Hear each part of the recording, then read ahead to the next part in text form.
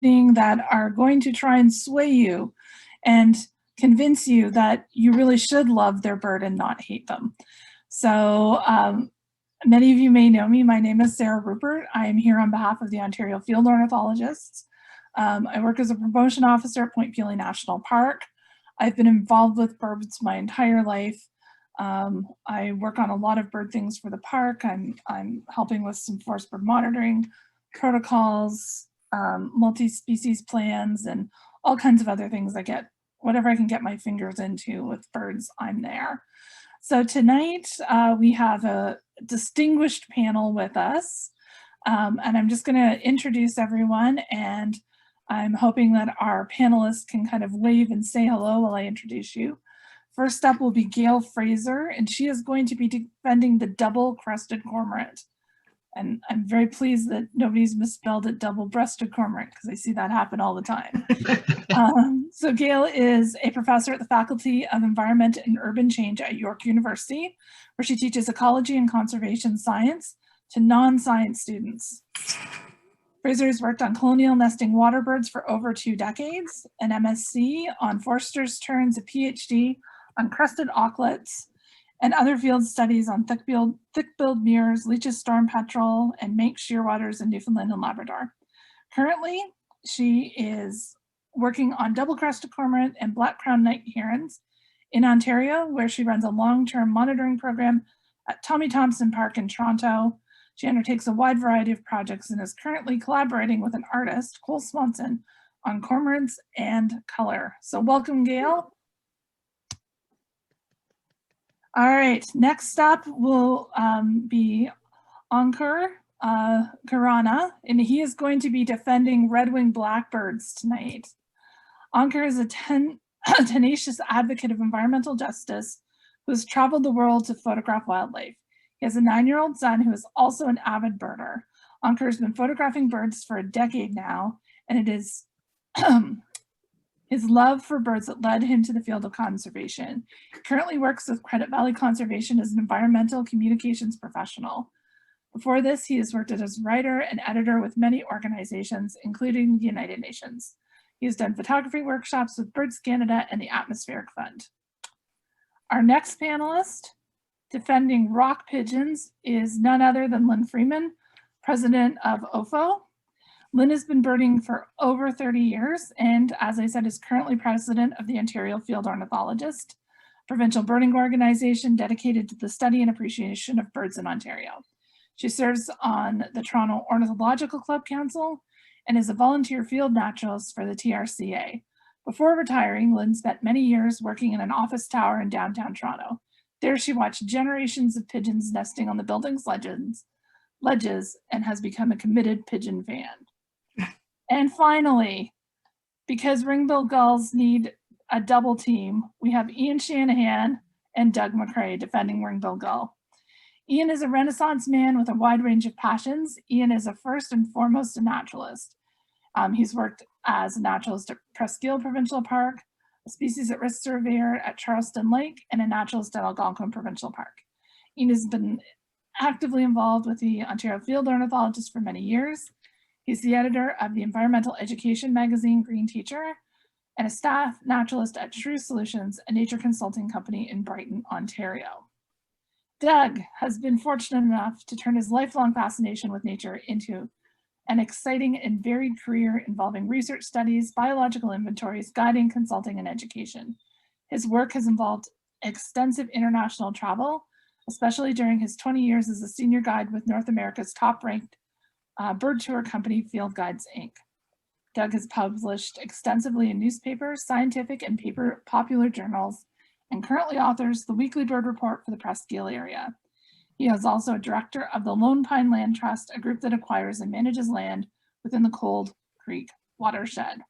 So we've got some pretty big guns out tonight to sway us in our arguments about the birds. I'm just going to give myself a little drink. I always joke I live alone and I'm working from home, so I'm not talking very much these days. So my voice gets worn out a lot faster than it ever used to be. So What we are going to do now is we're going to do a little bit of a round table. So we're going to start off with Gail, and Gail is going to tell us all about why we should love and not hate double-crested cormorants. So I'm going to pass the torch over to you, Gail.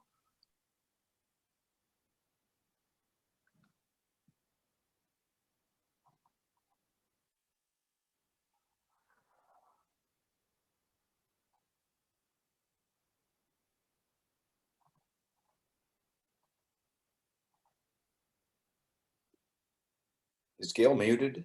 Gail, you're on mute. Gail, I think you're muted. Okay, I'm going to start again. I don't know why that happened. Okay, thank you, Sarah.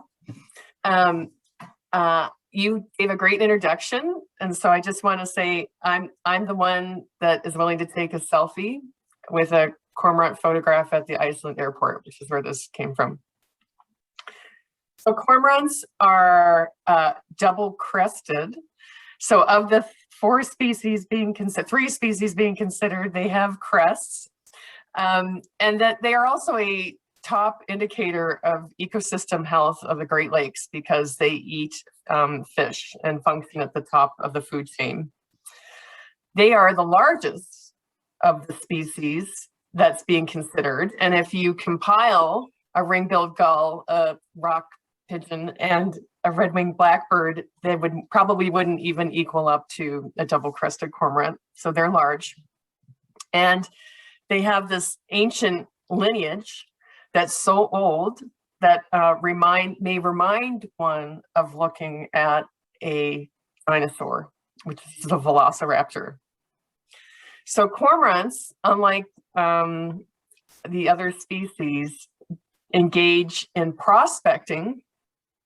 So this is a sub-adult that probably isn't breeding, but it's checking out different colony sites and looking for prime real estate.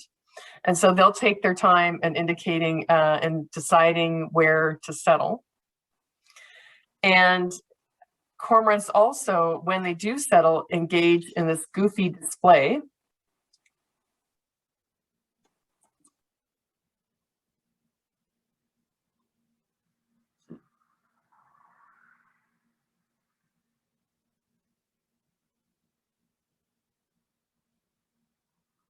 And that's called a wing waving display.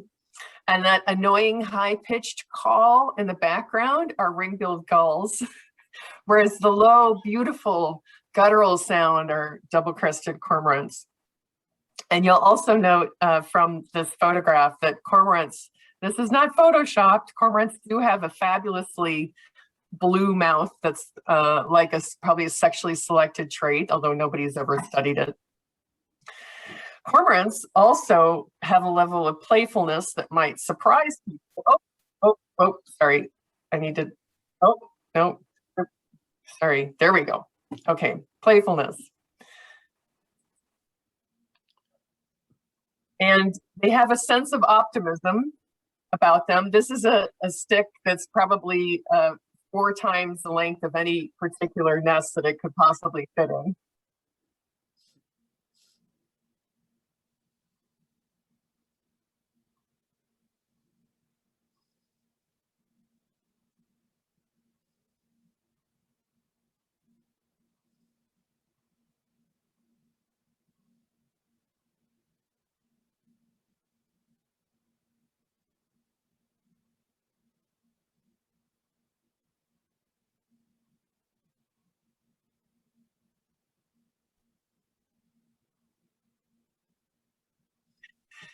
And not only are they oh my gosh, I just did it again. There we go. Not only are they playful, they're willing to play with human toys. So this little child's shovel has ended up in a cormorant nest, and indeed anything that ends up in the Great Lakes, if it's big enough for a cormorant to carry it away and insert it into their nests, they will. And some cormorants are even blue jays fans. Perhaps an indication of their optimism that I mentioned, although I don't know much about the Blue Jays' history of winning World Series. So cormorants are the only species being considered in tonight's debate that are willing to have their offspring shove their heads fully into their gullet to be fed. And they do this because ring-billed gulls will steal their food if they are given the opportunity to do so. And finally, cormorants have inspired artists to do crazy things. This is Cole Swanson and his Devil's Colony artwork. And Cole created an outfit that was inspired by garbage that found in cormorant nests. And that's Cole in this Bigfoot outfit walking through a ground nesting colony. Thank you. All right, thank you very much. So cormorants. All right, I'm gonna ruminate on your cormorants a little bit longer. And next up, we are going to discuss the red-winged blackbird. Are you ready to go? You're on mute. Thank you, Sarah. Is everybody able to see my screen? Yep. Okay, fantastic. Thanks again, Sarah. So I'll start off with a little story about red-winged blackbirds. I recently arrived in Canada. It's not been too long, just about 4 years. And the first time I saw a red-winged blackbird here, I was with an experienced birder friend of mine who pointed out the bird to me and said, "Do you see that red-winged blackbird?" I said, "Yes, I do see that blackbird with red wings, but what is it called?" So that little story tells you how unfamiliar I was with North American birds in general when I first came to Canada. A few years later, I have learned a little more about these super fascinating birds, and I'll try my best today to increase your appreciation of them. So red-winged blackbirds are numerous, they're loud, and they're all around you. And whether you're a bird lover or not, I suspect everyone attending this event is, you cannot miss them. This despite the fact that their numbers have gone down a lot in the last 50 years. They call from the tops of cattails, from wires, from trees, and they cannot be mistaken for any other bird. Let's take a moment to appreciate their colorful territorial display in this little video.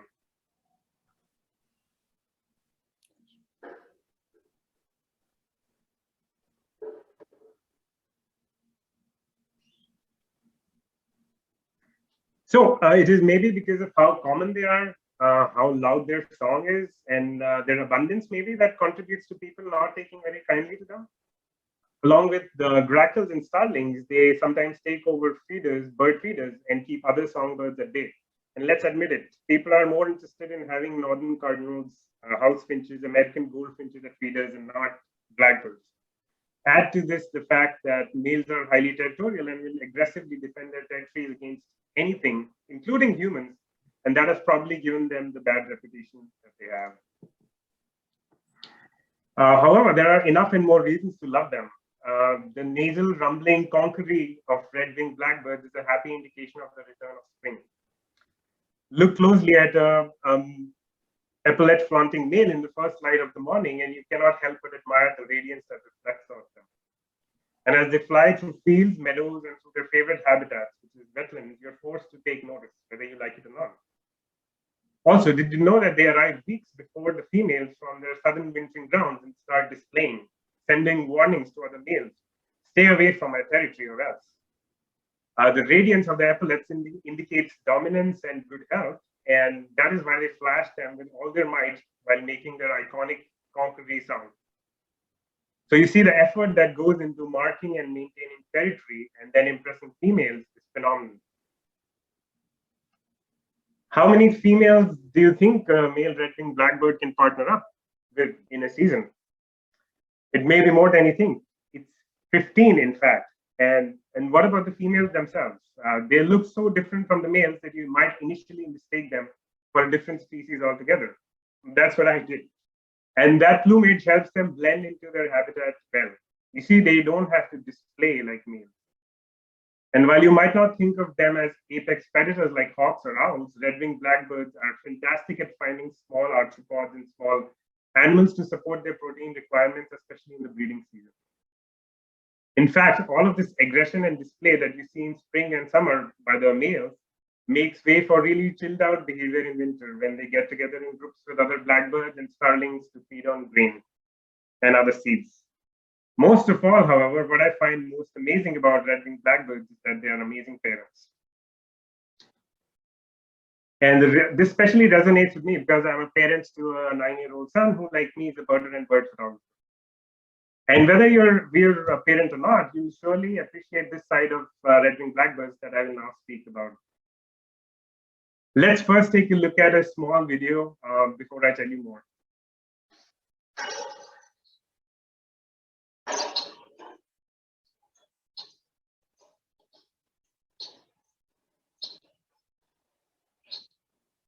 So as you saw here, females build concealed nests made from dried vegetation low among vertical shoots of marsh vegetation, shrubs, or trees. They also take on most of the feeding duties. Nevertheless, male red-winged blackbirds go all out when it comes to providing support to females, for ensuring fledgling success. After 2 weeks of incubation, when the brood emerges from their blue-green eggs, the males are there to help out. The best thing I feel is that they know when support is needed. They are in tune with the needs of the female, no matter what the size of the brood. Their support increases inversely in proportion to the ability of the female to feed the chicks. Not only that, they fiercely defend the nests against predators along with the females. This being especially true for the primary and secondary nests. Nevertheless, even tertiary and later nests get the attention of these fantastic parents. And the defense of nests increases progressively during the nesting season, which is why they can come across as mean or angry maybe. But remember that this behavior is what ensures the success of red-winged blackbird fledglings. And even after the chicks leave the nest, they depend on the parents for up to 5 weeks. If that's not super parenting, then what is? Like me, I cannot help but fall in love with the tenacity of these amazing parents. I think you would agree. That's all from me today, and I hope you've started to appreciate red-winged blackbirds a little more now. Thank you. Wonderful. That was some pretty great red-winged blackbird defense. Thank you. I hope our other panelists are thinking of some good counterpoints to all of this. Next up, we have Lynne, and she is going to tell us why rock pigeons are so awesome. So Lynne, I'll pass it over to you. Well, there's really no contest. You know, rock pigeons rock. Get it? Start with a joke. So, okay, let me see. Okay, so I spent many years working in a corporation in a big office tower downtown. And I would take breaks. Actually, I would do more than take breaks. I'd spend many, many hours watching the pigeons nesting on the building. And I convinced all my colleagues to do the same. We became fascinated with them. So I got to know pigeons very well. And instead of thinking they're just flying rats, I know they're the best birds ever. So there's a few reasons why we should love pigeons. There's many more than this, but I'm going to talk about why they're beautiful. Their call is soothing, they're romantic, they're smart, they're fun to watch, and best of all, I think pigeons bring nature to our city. Oh, let me do this. Okay, I can do birding, but I can't do PowerPoint. Just a minute.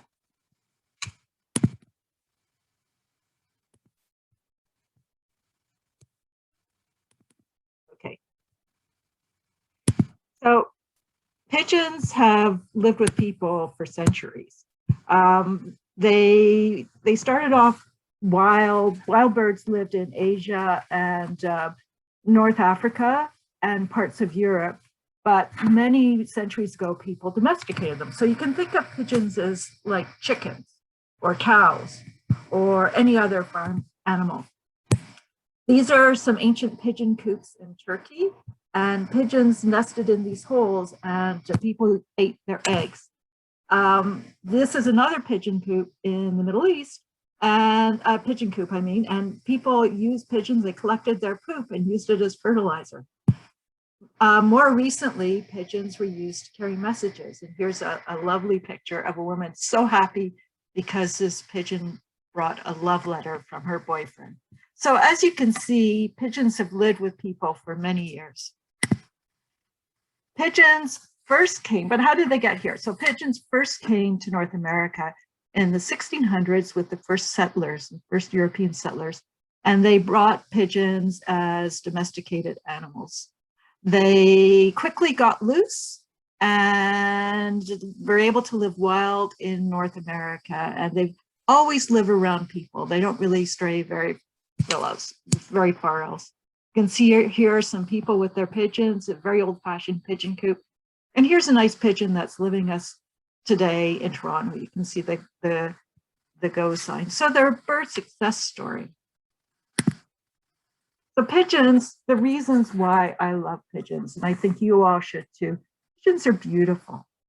So you don't really notice pigeons so much because they're come in various shades of gray and black and white. But if you think of it, that's perfect camo for the city. Think of it as an elegant business suit, this elegant formal attire. And then they've got this blingy area, this purple and pink and green on their neck. It's sort of like a brightly colored tie. When they move, their necks flash and you can see them shine. So it's a perfect attire with the city, and I call it city camo with a bit of bling. So I don't know whether you'll be able to hear this, but you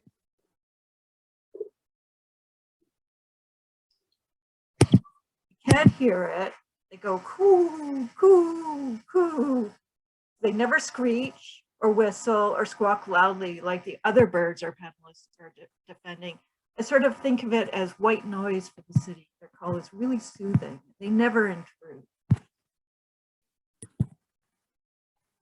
The best of all, pigeons are romantic. They mate for life. They only have one mate, and they mate all year round. They kiss, they cuddle, and they represent true love. Pigeons are raising a family. And this is what I got to see from my office tower, is true commitment. They take care, the eggs are laid, they have 2 of them. They sit on their eggs to keep them warm for about 2 weeks. And then when the babies hatch, they sit on their babies too to keep them warm for about a week until they're big enough to regulate their own heat. So the male takes the day shift and the female takes the night shift. And I can tell you that they don't move. They just sit there, they have their eyes open, they're always watching guard. And from watching pigeons, I learned the true meaning of commitment. They have to bring food, they have to protect their babies. And once those babies have grown up and left the nest, they start all over again. They're truly amazing birds. Not only are they romantic and good parents, and they have a nice song and they're beautiful, they are really smart. People have studied pigeons for centuries, and they found out that they are not dumb birds like you might think. So pigeons can count. They did experiments. They can count to up to 10, I believe. And they, not only that, you can show them a series like 1, 2, 3, and then they can pick out the pattern and identify the rest of the numbers and patterns in that series. It's truly amazing. Pigeons are one of the rare animals that when they look at themselves in a mirror, they know that they're looking at themselves and not another creature. Most animals, when they look in a mirror, if you've ever looked at a cat, they don't know they're looking at themselves. It takes a truly smart animal to know that it's looking at themselves. Not only that, pigeons have learned how to get in and out of our buildings, and they hop rides in our subway. They aren't lost. They're just taking a ride on the subway because they want to get to a place fast. So I call that smart. I don't know whether any other bird can be that smart. So pigeons are also fun to watch. They do funny things, and you can always see them. You can see them eating and sleeping and nesting and child rearing and courting and boasting. This is a male. You've probably all seen this. Males, they puff up their neck and they strut their stuff, and they turn around. Sorry, again. They push the other males away, and this is a male pushing away its female. It takes its mate and it pushes it away from the other pigeons. Pigeons, you can see them warming up on grates, and they're always fun to look out. Just a tip, if you see a flock of pigeons taking off from a building, look up, because you'll probably see a red-tailed hawk or some other bird of prey that startled them. And they're always alerting all the other birds, but it's a really great way of finding hawks. So lastly, pigeons bring life and nature to our cities. They're our friends in the city. People love to feed them. No matter where you are in the middle of downtown, when there's nothing else living around, you will see pigeons. They are there to make us happy and remind us that life is everywhere. So that's my plea. Pigeons are the best. I hope you agree. All right. We have a few comments that we'll bring in just a minute about all of the pigeons from the audience. But next up, we've got Ian and Doug, and they're going to convince us that ring-billed gulls are cool. So I'm going to hand it over to you two and do your best. Okay, Ian, Thank you, Sarah. It's an honor to be here with our fellow panelists. I would like to introduce R. Douglas McCrae, Esquire. I am his protege, R. Ian Shanahan. I'll leave it up to you to guess what the R stands for, but in both names it stands for the same thing. And we are representing shrewsolutions.com and speaking in support of the ring-billed gull, Larus delawarensis. I'm going to let Doug take the baton from here. Okay, thanks, Ian. Thank you, Ian. Now, I like all birds. I want to say that right at the beginning. I like all birds. I even like the birds our other panelists are representing. But when you come right down to it, we've heard a lot of talk, and most of it really doesn't line up with reality. Ring-billed gulls are incredibly elegant. They are beautiful looking birds. Where I live, and Ian lives here at Presqu'île, we have a very large colony, a mixed species colony. We have cormorants, we have herons, we have terns, we have egrets, we have herring gulls, ring-billed gulls, we have common and Caspian terns. The ring-bills come back in the end of February in the first warm weather, and they go right out to the island, even though it's snow covered. And you'll see their little footprints all over the snow. And they sit out, and if the sun is out, they get into courtship modes. They're immaculate. They're just beautiful. But, you know, that's a subjective thing. So practically, what is the value of a ring-billed gull? And I can tell you from personal experience, ring-billed gulls are life-sustaining. I was stranded on High Bluff Island at Presqu'île for 3 days with Jim Richards a number of years ago. And I had to resort to eating ring-billed gulls, chicks, out of the colony. Jim wouldn't eat a gull chick. He ate dead fish off the beach. He was more sick than I was. But the point is, we didn't eat cormorants. No one would eat a cormorant. Gulls were edible. They were good. They are life-saving, just like California gulls saved the farmers in the prairies with the grasshoppers. Ring-billed gulls saved me on High Bluff Island. So I feel a particularly indebtedness to this bird. Also, I just want to say that there probably isn't a smarter scavenger than a ring-billed gull. They know when a McDonald's burger flap is being opened. They don't do it by smell. They just know. They know what a French fry is. They can eat poutine. They can eat anything. If they weren't around, can you imagine how much food waste we'd be wading through? So I think you have to look at the practicalities of it. Try and not be subjective and realize that ring-billed gulls are simply one of the finest, most beautiful colonial birds around. They have a great adaptability. They have boomed with us. They were not always common, but they have done very well in our world. And I think the choice is clear. I don't mean to be simplistic, but I just think that. Ian, would you like to throw in any additional comments to that? Or have we made our case?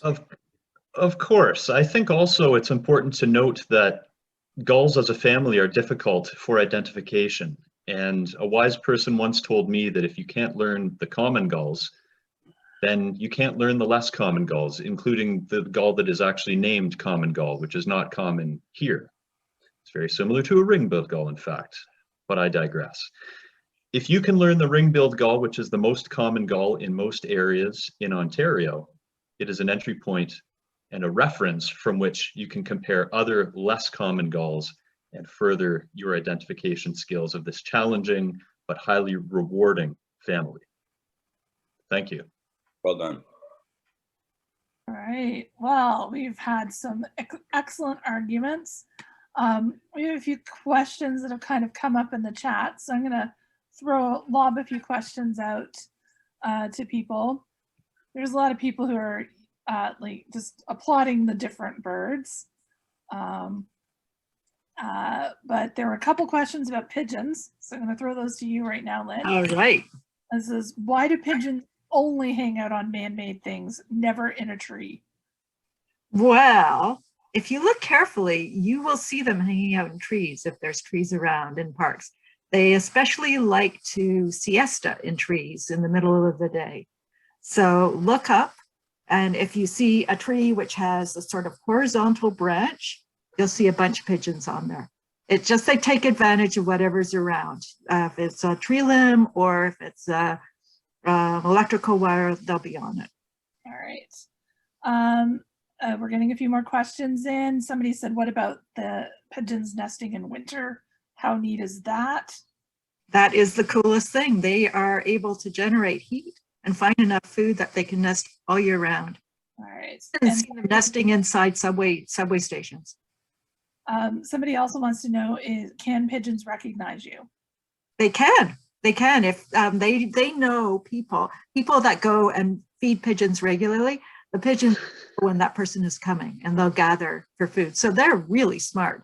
Not only can they recognize each other, they can recognize people too. I think Ian's laughing at the one question that just came up. Is pigeon turd toxic? Okay, well, I did some research on this because there's an idea that pigeons carry disease. Well, pigeon poop doesn't carry any more disease than any other kind of poop. It carries the same kind of diseases that cat poop carries and dog poop carries. So no, as long as you're not eating it, or breathing it, you're not in any danger from the poop. It's good stuff. As I said, it makes great fertilizer. All right. There's a question here for Gail. Someone said, I thought cormorants were a threat to our local fish species. Is that not so? Well, that's a super complicated question. I'll do my best to try and summarize it as short as possible, but all the interactions that cormorants have with aquatic ecosystems are very localized. And so, there may be a study, there's only a handful of studies that have demonstrated a cormorant impact on a particular fish population. And some of those were at Lake Champlain, for example, or Eastern Lake Ontario. And you can't take that information and apply it to another ecosystem, a different aquatic ecosystem. So you need to do those studies in each particular area where there are cormorants. And I can also say at the colony that I work at, a lot of what they're eating is alewife, which is a non-native forage fish species. And in Hamilton Harbor, they also eat round goby. And both alewife and round goby are competitors for native with native fish species. So by removing that, your cormorants are doing the native fish community a favor. All right, and someone also wants to know why cormorants are blue, any environmental reasons? I think they might be referring to the mouth lining. Yeah, no, that's all due to evolution.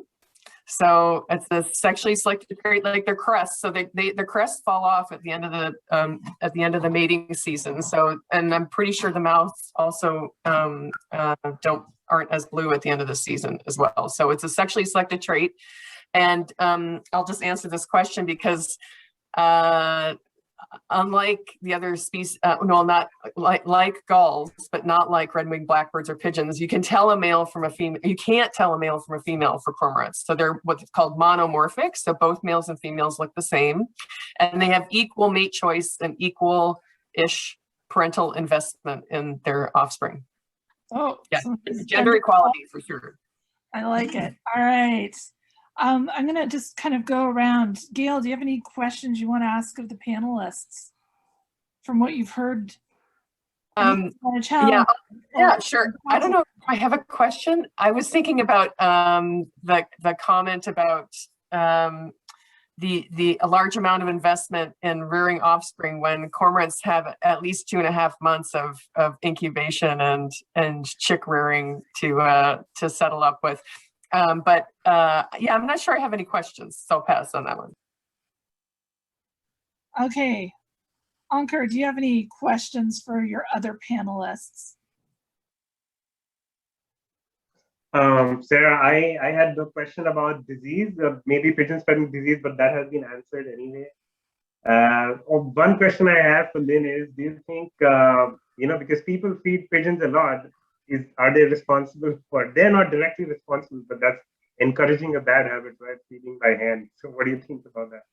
Well, it's a hard one to answer because they're not really wild birds and they mostly live in cities. So normally when you feed birds, you're upsetting the ecological balance. And in a number of cases, you're actually harming the birds. So for instance, I found out last year that when you feed Canada geese bread and the young ones are eating it, the young ones don't grow properly. Their wings never get to full size and they never be able to fly. So you're really damaging birds, most wild animals, by feeding them human food. But pigeons have adapted. They eat scraps, they eat seeds. So I don't think we're harming them. All we're doing is letting there be more pigeons. So, and it's good for people's mental health to have contact with animals. So I think on balance, it's probably a good thing as long as it, like everything else, it's done in moderation. All right, we've got a question about red-winged blackbirds, so I'll just lob it out to you. How bad can red-winged blackbird attacks get? So I personally have I have been close to them many a time, but they have never attacked me. But I was researching for this presentation and I saw a couple of videos where they were dive bombing people's heads and maybe, pecking them on the head. It didn't seem that dangerous, but I've heard of an incident from somebody where somebody got scared and they just ran into something and got a concussion. But I would not attribute that directly to the red-winged blackbird. I think it was more to do with fear than with anything else.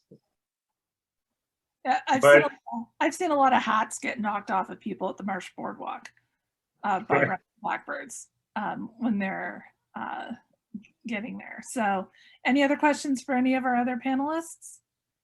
No, that's about it from me. All right. Well, we have a nice gull question, so I'm going to lob this out to you, Ian and Doug. Are there some gulls that are smarter than others?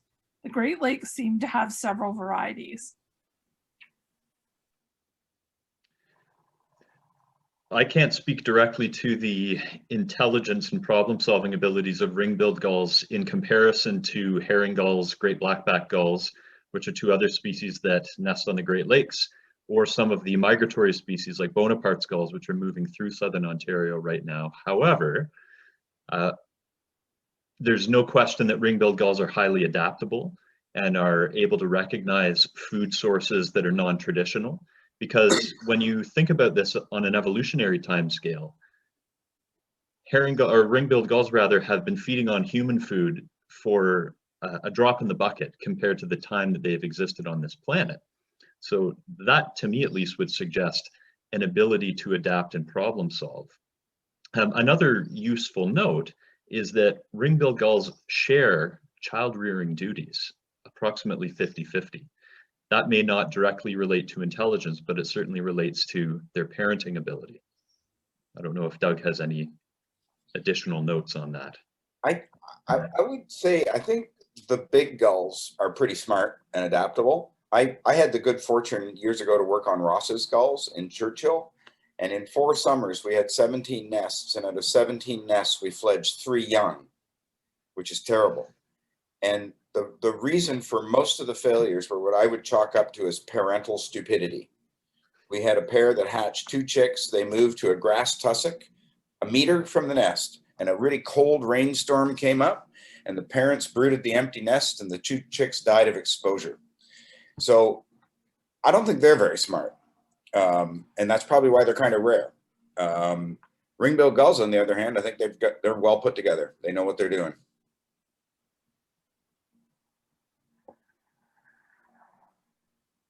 The paper hat, is that to prevent you from getting gull poop on your head? It could be, but I'm wearing this in the spirit of the adaptability of the ring-billed gull. What could be a newspaper, in fact, can be a sun hat. And little anecdote that somebody got bit by a gull once and then went to my doctor, Dr. Jonathan Gull, not kidding. What are the worst health ramifications of gull bites?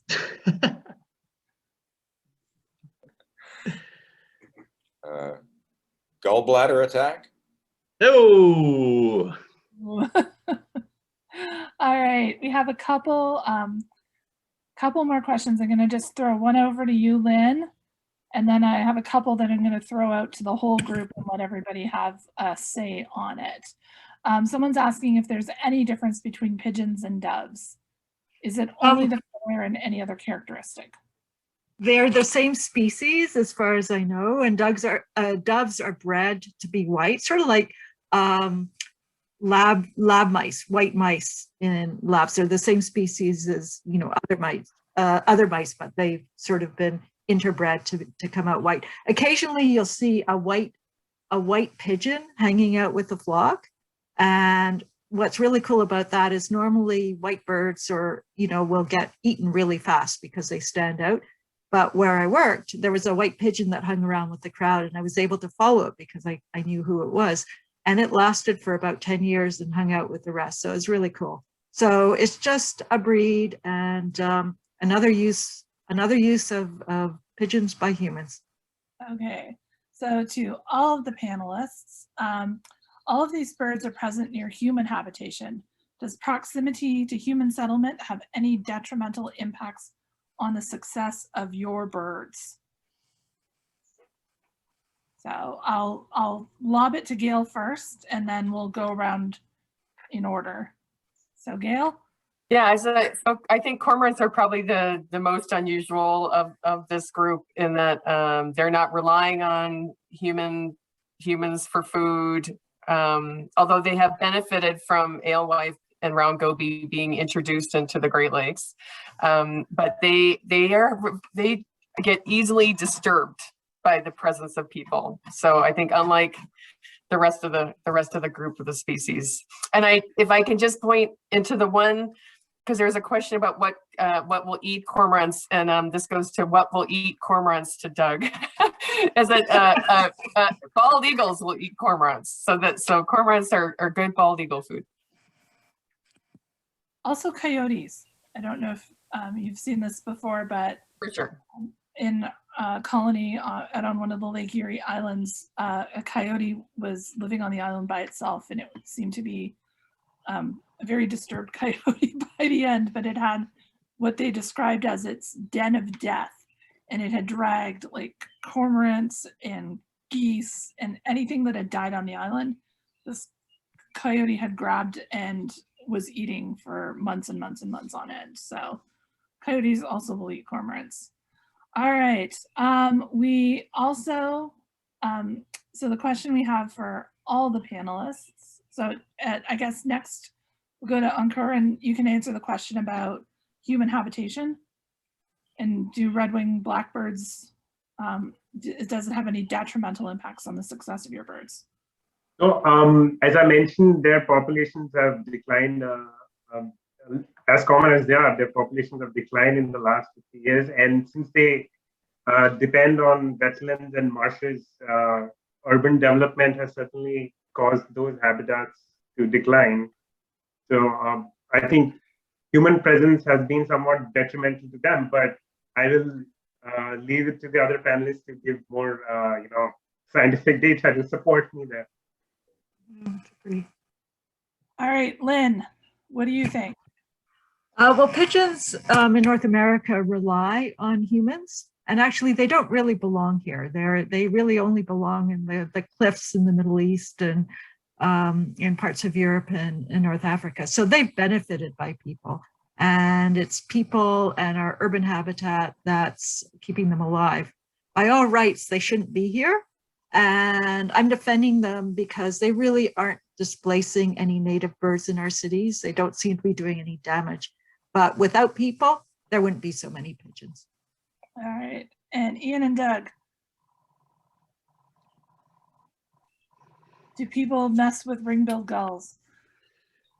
Certainly they are disturbed by humans who go near their nesting colonies during the breeding season, but outside of that, they're highly adaptable to humans. But I should also mention, this is a sort of a chicken and egg scenario, or maybe a baby gull and egg scenario. The gulls were first. The McDonald's and Tim Hortons parking lots with stray French fries and donuts came second. The gulls simply adapted because you play what's in front of you. Ooh. All right. Anything to add, Doug? Just one thing, ringbills, I think they benefited from being near people in terms of all this food. They were always here at some level, but I think they've increased. But something they've adapted to do at a number of sites, which is kind of interesting, to avoid predation from human sources like pets and things. They often now nest on the roofs of buildings, flat roof buildings. So they will go above ground to get away from foxes, raccoons, that sort of thing. And that's pretty smart. Yeah. We actually, in Leamington, where I live, we have ring-billed gulls nesting on tops of buildings. Ooh, corroboration. All right. Right. I said ring-billed gulls are disturbed by humans stuck on an island. Doug. Yeah, there could be that. Yes. Case by case. Case by case. Someone's asking if there's leucism in any of these birds. I think that's a possibility in any of the species here. But I'm going to just round out this part of our discussion tonight with the awesome question from Bev McBride, which is, which of these species discussed this evening is most likely to inherit the earth? Yeah.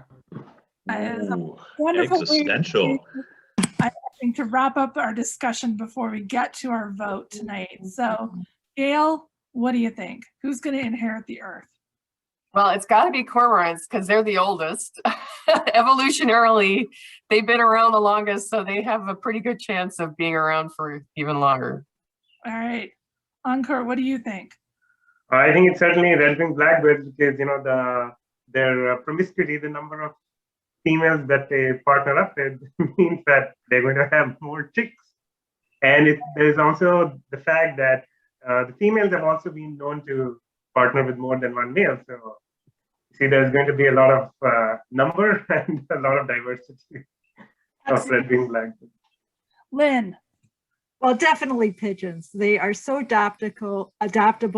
They can nest anywhere and they can eat just about anything. So they'll be here long after we're gone for sure. All right. And finally, Ian and Doug. What do you think? The proper answer really is cockroaches and Keith Richards. But apart from that, ring-billed gulls don't depend on human food, and they would be just fine without human food. All right.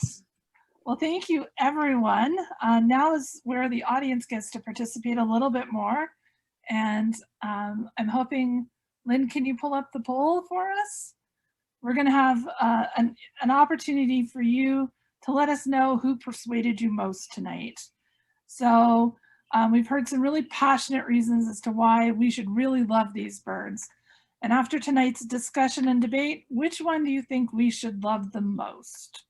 So put your votes in, and hosts and panelists cannot vote. So we can't vote for what we think it is. So it's all up to you tonight, folks. So you can start voting and let us know what you think and who persuaded you the most tonight.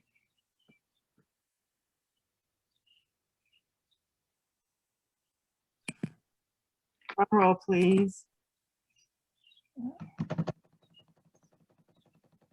I don't know, whatever happens, it's pigeons for the win.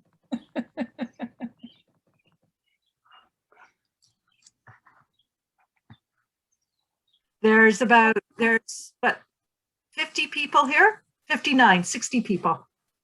Somebody was asking how many people can vote. Yeah.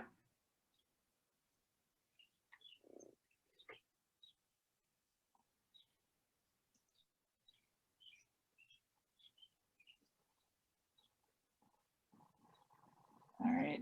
How's our results coming in there, Lynn?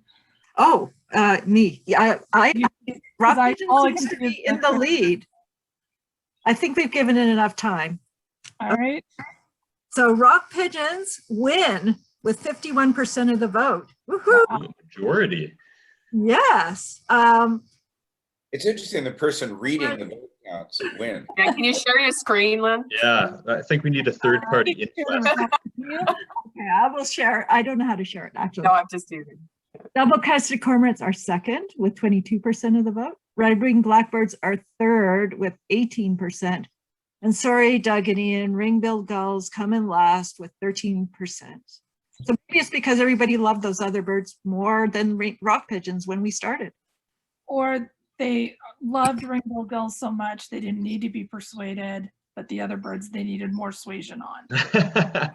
I think I forgot to mention ring-billed gulls are misunderstood. But you did mention that they taste good. I can never figure out why ring-billed gulls haven't figured out how to nab food out of urban backyards. Because once they do that, it's like, They'll come to bread in my backyard. yeah, Yeah. maybe it's just too narrow where I'm living. Yeah. There's many wires. Well, everyone said we're getting comments that you all made very compelling arguments tonight, but Lynn won. Somebody's like, everyone made compelling arguments, but Lynn won me over. Oh, So it's a romance. It's true love. That's true love, a little bit of fun. I have to wonder how much Mary Poppins has influenced the pigeon vote. I think maybe Ian should have a workshop on a hat making. yes, yes, yes. Well, Coop protectors. Treasures from trash. That'll be our next all right. shot. Well, Yeah, that'll be our next. I hope everybody had a good time tonight. If you had any last minute questions, we can entertain. If you had any more little questions about our species tonight, you can put them in the chat there. And otherwise, we'll probably wrap it up for the evening. Oh, everyone says thank you. They had a lot of fun. Oh, somebody said starlings. Why do we talk about starlings? Well, Maybe next year we'll have another bird Yeah, challenge. we can talk murmurations. Yes. Thanks for hosting, Sarah. oh, Thank you. Thank you, panelists. Thank you. Yes, thank you. Well met all. Yes, thank you, panelists. All right. I hope everyone has a great night and continues to enjoy all this great birding that's going on. I've got warbling vireos singing away outside my house tonight. So hopefully everybody will be able to get out and see some birds wherever you are. So thanks, everyone. Thank you, everyone. Bye. Bye. Thank you. Bye. Bye. Bye. Good night. Bye.